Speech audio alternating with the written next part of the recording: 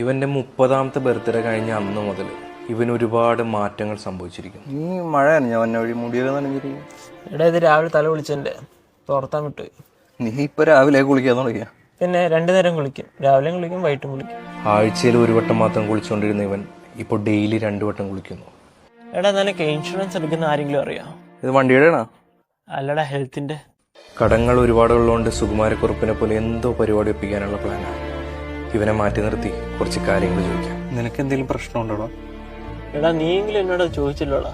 എൻ്റെ ഊഹം തെറ്റിയില്ല, ഇവൻ എന്തോ പ്രശ്നമുണ്ട്. പറ, എന്താണ് നിന്റെ പ്രശ്നം? എടാ എനിക്കിപ്പോ പഴയ പോലെ ഒന്നും വായി നോക്കാൻ പറ്റുന്നില്ല. കണ്ണിന് മങ്ങലുണ്ടോ? കണ്ണിനും മങ്ങലുണ്ട്. പക്ഷെ ഇപ്പോഴത്തെ പ്രശ്നം അതല്ല. ഈ സ്കൂളിലും കോളേജിലുള്ള പിള്ളേരെ കാണുമ്പോൾ എനിക്ക് പഴയ ഫീലൊന്നും കിട്ടുന്നില്ല.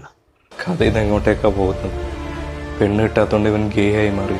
നീ എന്താണ് ഇപ്പൊ എന്നെ പോലെ ഷോർട്സ് ഒന്നും ഇല്ലാത്ത? ഫുൾ ടൈം ഉണ്ടാണല്ലോ. അയ്യോ എടാ മുണ്ടാടാ കംഫർട്ട്. ഇതിന് മടക്കി കുത്തിയൊക്കെ എവിടെ വേണമെങ്കിലും ഇരിക്കാം.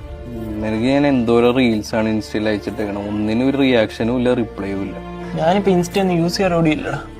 ഫേസ്ബുക്ക് ഉണ്ട്, അതിലേ ഇപ്പം ആക്റ്റീവ്. ഒടുവിൽ ഞാൻ ആ സത്യം മനസ്സിലാക്കി.